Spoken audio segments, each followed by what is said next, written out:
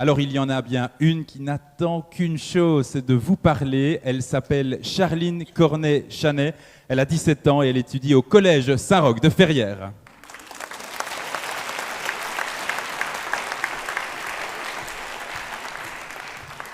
Charline, bonsoir. Merci pour votre patience. Vous adorez le cinéma et la lecture ainsi que le théâtre. Aux éliminatoires, vous avez questionné le concept des enfants. Faut-il en faire ou non? Ce soir, vous vous posez la question, la politesse est-elle une forme d'hypocrisie? Et vous aimeriez entreprendre des études de droit. Place ce soir à votre seconde plaidoirie. Maître, c'est à vous.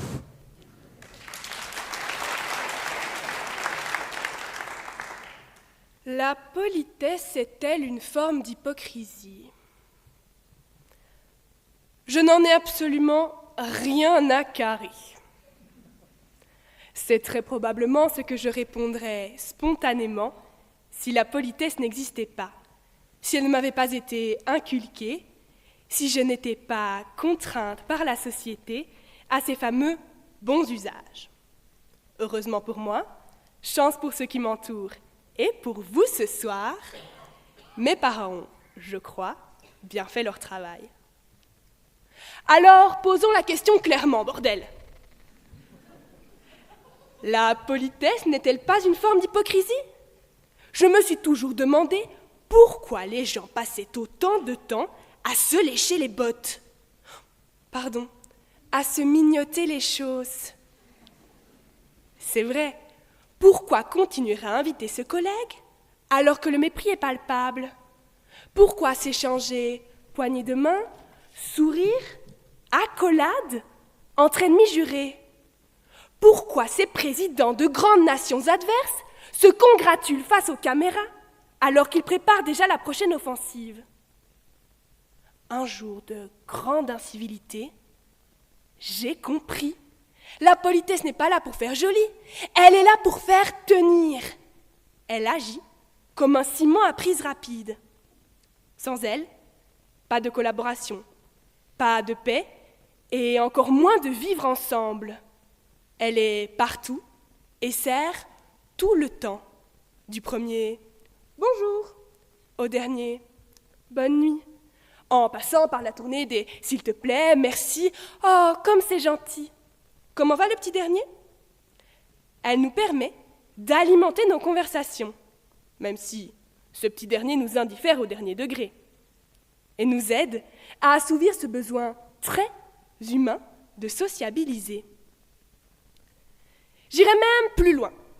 La politesse est peut-être le contrat social le plus fondamental de notre civilisation. Il y a longtemps de cela, nous nous sommes tous mis d'accord sur quelques règles de base, appelées civisme, filtre, affabilité et autres bonnes manières. Pourquoi? Parce que la politesse est un rempart face au conflit. C'est elle qui protège votre grand-tante de ce que vous pensez réellement du pull qu'elle vous a offert à Noël. C'est elle qui protège un élève et ses parents de ce que pense réellement un professeur, et inversement. Mais surtout, elle préserve notre santé mentale. Vous êtes dans le bus, un lundi matin, votre voisin de banquette vous regarde et vous lance « Oh mon Dieu, c'est quoi ces tenues? On dirait un sac ?» Ou « Excusez-moi, c'est votre parfum qui empeste comme ça ?» Soyons clairs. Personne ne survivrait à une telle honnêteté quotidienne sans perdre toute confiance en soi. L'hypocrisie devient alors quasiment un acte de bienveillance. On épargne aux autres la cruelle réalité. Après tout, l'enfer, c'est les autres, comme disait l'autre. Donc oui, la politesse confine à l'hypocrisie. Mais celle-ci est indispensable à la vie en société. Attention, il ne faut pas confondre politesse hypocrite et méchanceté polie. Certains excellent dans l'art de démolir les autres avec élégance.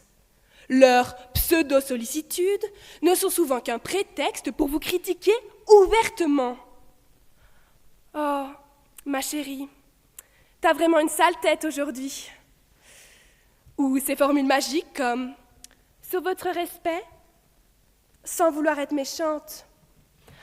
Je devrais pas te le dire, mais autant d'emballages raffinés pour des idées parfaitement insultantes. Quand la politesse ne sert qu'à masquer le venin, elle devient toxique. Et ce poison-là, il est indispensable de s'en débarrasser. Mais il y a pire encore. Il y a ceux qui revendiquent leur impolitesse, leur discourtoisie, leur inconvenance, leur grossièreté, au nom de l'authenticité. Ces brutes de décoffrage s'asseyent sur les règles de bienséance, piétinent les formes de civilité en se prétendant sincères. Mais en fait, leur soi-disant franchise assumée, elle n'est souvent que la preuve de leur profond manque d'éducation. Ce sont les éléphants de nos magasins de porcelaine. Comme l'aurait dit Gilles de la Tourette, quand une vérité fait mal au cul, on ferme sa gueule. Autrement dit, quand une vérité est rugueuse et qu'on refuse de la polir, le plus sage est de se taire. La ponctualité étant la politesse des rois, je me dois de conclure avant la fin du temps imparti. C'est évidemment la politesse qui me dictera mes dernières phrases. À vous, cher public, je dirai merci pour votre attention bienveillante. Vous avez été un public formidable. À vous, cher jury, je dirai merci pour votre écoute et votre souci d'équité. Aux autres candidats, je dirai bonne chance. Oh, et puis tant pis, bonne merde! Merci.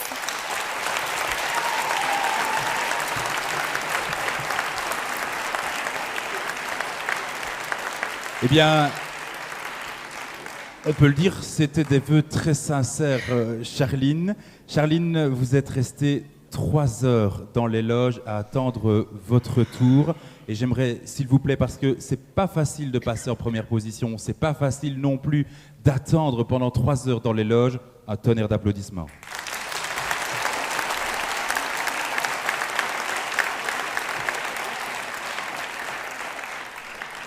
Alors Charline, vous n'êtes pas venue seule, il y a d'autres candidates de votre école.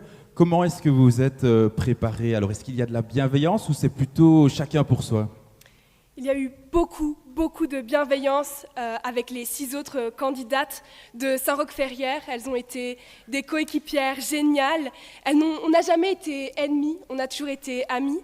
Et même avec les autres candidats dans les loges, vous avez été tous géniaux. Merci beaucoup pour votre gentillesse envers moi et surtout les autres. Charline Cornet-Chanet.